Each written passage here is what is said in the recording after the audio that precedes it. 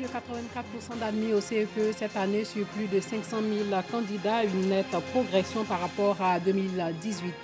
Hommage à Rose-Marie Duro, l'une des pionnières de la chorégraphie en Côte d'Ivoire qui a permis l'éclosion de plusieurs talents. Bonsoir et bienvenue dans le 19h. 84,48% d'admis au CEPE, certificat d'études primaires élémentaires, une nette progression par rapport à l'année dernière avec une hausse de 1 point. L'information a été donnée par la direction des examens et concours. Nous Sangari, Clément Boko. Sur les 529 595 candidats qui ont pris part à l'examen du CEPE, 447 399 ont été déclarés admis, soit un taux de réussite nationale de 84,48% contre 83,57% en 2018 et 80,98% en 2017. Il faut retenir que le taux national d'admission à l'examen du CEP session 2019, qui est de 84,48%, connaît un léger progrès de 0,91 points par rapport à celui de la session précédente. Ce succès est d'abord celui des candidats eux-mêmes qui ont assimilé et rendu efficacement les enseignements reçus. Il est aussi celui de leurs enseignants, dont la maîtrise et le savoir-faire pédagogique ont été des facteurs déterminants. Les candidats ayant constaté des anomalies sur leur bulletin de notes disposent de 7 jours pour introduire leur réclamation. C'est-à-dire du lundi 15 au dimanche 21 juillet 2019, ce recours n'est pas payant, il est totalement gratuit. Les suites des requêtes introduites seront proclamées le mardi 23 juillet 2019 à 9 h après la tenue des jurys spéciaux. Bien qu'ayant connu des difficultés liées à l'inscription de nombreux candidats sans extrait de naissance, l'organisation du certificat d'études primaires élémentaires CEPE session 2019 a connu un franc succès dans l'ensemble des 2196 centres de composition, de correction et de délibération, précise la direction des examens et concours. Pendant ce temps, 56 314 candidats affrontent les épreuves orales du BTS depuis ce matin.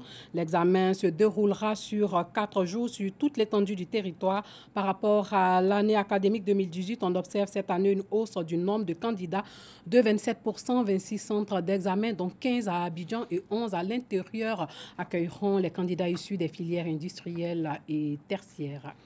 Boris est avec nous ce soir encore pour parler de la CAN. Bonsoir Boris. Bonsoir Ami. Nous reviendrons à vous dans quelques petites minutes, Boris. Professionnels et experts réunis lors des Journées nationales des ressources humaines à Yamoussoukro, dans le centre du pays. Des journées qui s'inscrivent dans le concept des Journées nationales à métier, un cadre d'échange et de partage des meilleures pratiques et expériences pour ces spécialistes et praticiens par corps de métier. Échanger sur des thématiques d'intérêt général et proposer des solutions concrètes et pragmatiques pour l'amélioration continue des processus du métier dans les entreprises pour leur croissance. Telle est la vision des Journées nationales métiers. Le mois de juillet est consacré aux Journées nationales des ressources humaines. Cette année, la 7e édition met l'accent sur le digital.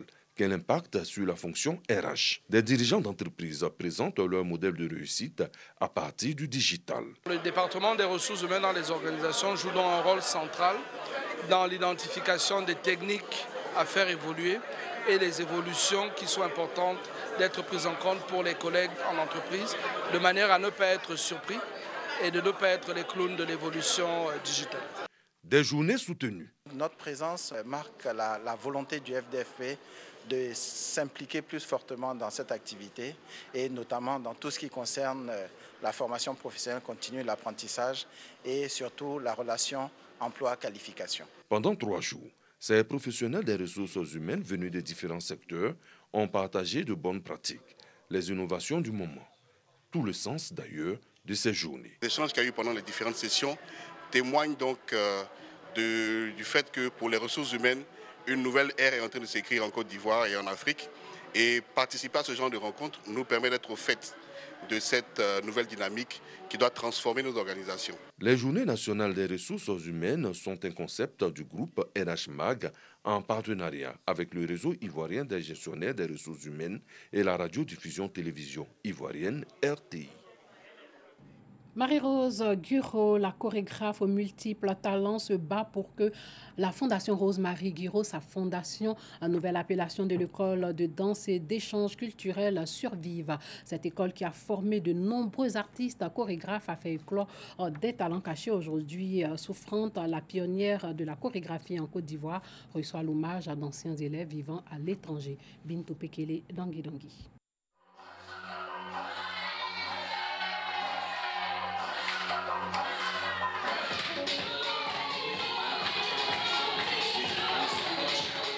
Il est venu spécialement des États-Unis avec sa troupe pour rendre hommage à Rose-Marie Guiraud. Cet ancien élève de l'école de danse et d'échange culturel EDEC, devenue Fondation Rose-Marie Guiraud, est venu soutenir celle qu'elle appelle sa mère, aujourd'hui malade. Il y a longtemps que nous avons quitté le territoire africain et donc les anciens qui sont éparpillés un peu partout dans le monde ont essayé de s'unir et venir honorer notre maman et qui est toujours ici avec la nouvelle génération. Il n'est pas seul. Fatou Malika et d'autres anciens élèves de Rose-Marie Guiraud, venus de France et d'Allemagne, donnent un cachet spécial à cette cérémonie d'hommage. Je vis en Allemagne. Donc pour moi, rendre hommage à Rose-Marie Guiraud, c'est plus que tout, c'est important pour moi. C'est important qu'on rende hommage à Rose-Marie Guiraud de son vivant. C'est très important pour nous. Sans Rose-Marie Guiraud, je ne serais pas là où je suis aujourd'hui. Sans cette dame, sans la danse, elle m'a donné une formation. Elle m'a donné un toit sur la tête. Je peux dire elle m'a donné une vie. Sans elle, je ne serais pas devenue ce que je suis aujourd'hui. Un hommage que Rose-Marie Guiraud apprécie à sa juste valeur. Je pleurais de joie parce que quand je pense qu'ils vont partir ce soir, certains, ça fait pleurer. Mais j'ai gardé la joie quand même. Je pense que mon travail survivra même sans moi. La maladie de Rose-Marie Guiraud affecte les activités de sa fondation, selon ses collaborateurs. Je suis un sculpteur et franchement dit, la vieille nous est bien pris ici. La vieille a tout fait pour nous. Quand elle allait bien, franchement dit, les répétitions étaient très dures et bien.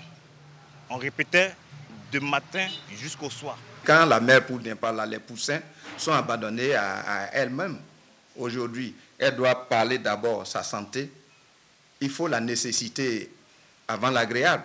Pour elle, c'est la nécessité de vivre avant de s'occuper de... Mais elle ne baisse pas les bras. Pourtant, pour elle, la relève peut être assurée grâce au système qu'elle a mis en place. Ma maladie n'a absolument rien changé. Je vais à l'hôpital, je reviens, mais il n'y a rien à changer.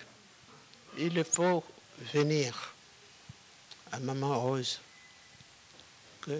qu'elle soit là ou pas, il y aura toujours quelqu'un. Parce que ceux qui ont épousé mon idée sont là. Le seul cadeau qu'ils peuvent me faire, c'est de continuer le travail. Rose-Marie Guiraud est aujourd'hui âgée de 75 ans. Sa compagnie de danse créée en 1974 a pour objectif de promouvoir la danse africaine à travers le monde. Revenons sur ces résultats du CEPE. Léo Kadi a décroché le CEPE. Vous vous souvenez, cette fille qui avait passé maintes fois le CEPE sans succès, 2 années successivement dans son village. Elle arrive à Abidjan épaulée par sa tante. À 14 ans, elle ne baisse pas les bras et a l'intention de donner le meilleur d'elle pour les défis à venir. Nous Sangaré, Colette Ilboudo, Paga Sorokoni. Je veux que ma fille va en 6e pour devenir quelqu'un demain. Voilà, pour qu'un jour ses parents aussi lui disent mon bon nom, quoi. Lundi 15 juin, Jour de proclamation des résultats du certificat d'études primaires élémentaires. Nous retrouvons à Abobo la petite Léocadie, une des candidates que nous avons suivies pendant la préparation et la composition de l'examen du CEPE session 2019. Je vais chercher mon résultat. J'ai peur et je ne sais pas si ça a marché ou bien ça n'a pas marché. Direction EPP Aboboté Arissa, établissement où elle doit prendre son résultat. Après quelques vérifications sur la liste des admis dressés au tableau, Léocadie peut exprimer sa joie. Elle vient d'obtenir son ticket d'entrée en 6e après maintes tentatives au village où elle vivait avant d'être conduite à Abidjan. Je dis merci à ma maman qui allait me chercher au village. Aujourd'hui, j'ai eu mon CEP, je suis heureux. La joie de Léocadie également ressentie par de nombreux parents venus accompagner leurs enfants au groupe scolaire de Plateau Nord dans la commune de Cocody. J'ai bossé avec mon papa, j'ai récité mes leçons. Je suis heureuse d'avoir eu mon examen. Je ne suis pas surprise du résultat de ma fille parce que les 3 examens, elle était la première de l'école, donc je ne suis pas surprise. Je suis avec mon protégé. Elle vient d'être déclarée admise à l'entrée en 6e avec 152,56 points. Ouais, on est très heureux. La chance n'a pas souri à tous les candidats. C'est pas mon entrée en 6e. Je n'ai pas eu mon CEP. Les candidats disposent de 7 jours pour les réclamations, du lundi 15 juillet au dimanche 21 juillet. Les suites des requêtes introduites seront proclamées le mardi 23 juillet après la délibération des jurys spéciaux. Sur les 529 595 candidats qui ont pris part à cet examen du CEPE, 447 399 d'entre eux franchiront les portes du collège à la prochaine rentrée scolaire. C'est parti pour Écho des Cannes.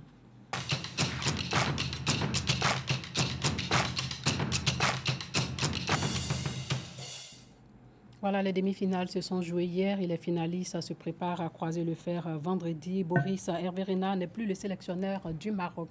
C'est la nouvelle qui a fait grand bruit aujourd'hui sur les réseaux sociaux. Hervé Renard a été annoncé par plusieurs quotidiens comme partant, comme quittant le Maroc. Mais le sélectionneur Renard a fait une publication sur son compte Twitter aujourd'hui dans laquelle il disait qu'il avait eu une réunion avec le président de la fédération marocaine et que les deux s'étaient expliqués, mais rien n'a fuité de cette réunion, ce qui veut dire que ce n'est pas sûr qu'il ait démissionné, qu'il ait quitté son poste. Donc, on attend une autre déclaration officielle de la Fédération marocaine de football. De l'autre côté, il y a une bonne nouvelle, c'est du côté de Madagascar. Les joueurs malgaches ont été décorés par le président de la République de Madagascar. Ça, c'est une bonne nouvelle, en tout cas, pour les Malgaches. Pouvons-nous avoir les résultats des demi-finales d'hier, Boris ? Hier, au stade du 30 juin, hier déjà, il y a eu 2 matchs au Caire. Au stade du 30 juin, le Sénégal a battu la Tunisie sur le score de 1-0, quand l'Algérie a défait le Nigeria sur le score de 2-1. Jamais sacré dans la compétition, les Lions de la Teranga affronteront l'Algérie. 17 ans après, le Sénégal se retrouve à nouveau en finale de la CAN.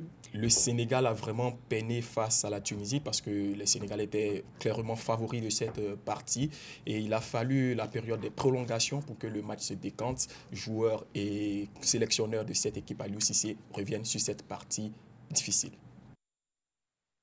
Je suis très content. Voilà, ça fait plaisir. On est vraiment fiers de ce que les soldats ont fait ce soir. C'est vraiment magnifique. Mais bon, rien n'est encore fait. On sait bien que les finales sont faites pour gagner. Maintenant, on va s'envoyer après pour mieux préparer la finale, Inch'Allah. On est très très contents parce que c'était important pour nous d'aller jusqu'au bout. Ce n'était pas un match facile, mais voilà, aujourd'hui on est content, on l'a fait. Et voilà, il reste encore un match. C'est pas encore fini. Notre objectif, c'est de gagner cette coupe, donc on va tout faire pour la gagner. On dirait que c'était le monde qui tombait sur moi, donc c'était un moment compliqué. Mais j'essaie de garder ma sérénité parce que je savais que j'avais pas fait le mouvement qui allait vers le ballon. C'est plutôt le ballon qui est venu sur ma main et j'avais presque les mains collées. Donc heureusement que l'arbitre a pris la bonne décision. J'ai fait partie des garçons qui avaient raté le penalty. Je m'étais dit que mon objectif, ce serait d'être entraîneur et de ramener à ce niveau-là le Sénégal. J'avais promis 2 choses à mes joueurs. Et quand j'ai pris les rênes de l'équipe nationale du Sénégal en 2015 au Havre, ils me regardaient bizarrement quand je suis arrivé avec mes locks. Donc ils se disaient, bon, qu'est-ce qu'il va nous dire encore lui? Donc Donc je leur disais que mon objectif, c'est de vous ramener à la Coupe du Monde.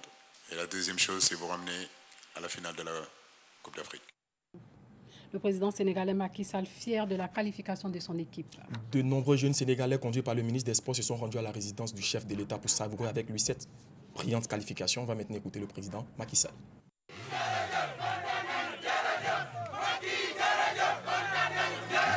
Remercier et féliciter les Lions, féliciter le coach Aliou Cissé pour cette belle victoire, cette qualification à la finale de la Coupe d'Afrique des Nations. Ça faisait trop longtemps que le Sénégal n'a pas été qualifié. C'est la victoire du Sénégal, de l'ensemble des Sénégalais et des Sénégalaises. Maintenant, il nous reste ensemble à nous mobiliser pour soutenir l'équipe et pour nous déplacer en masse pour ceux qui le peuvent, pour aller au Caire et accompagner nos Lions, Tchekao, Tchekanam, pour que la coupe vienne enfin au Sénégal. En tout cas, je remercie la jeunesse dakaroise, sénégalaise, africaine, qui jubile avec nous pour vraiment ce résultat exceptionnel. Maintenant, le reste entre les mains d'Allah, nous allons prier pour eux et puis nous allons croiser les doigts. C'est sur ces mots du président sénégalais que s'achève ce journal. Merci Boris d'être venu sur notre plateau. Merci à vous, chers téléspectateurs.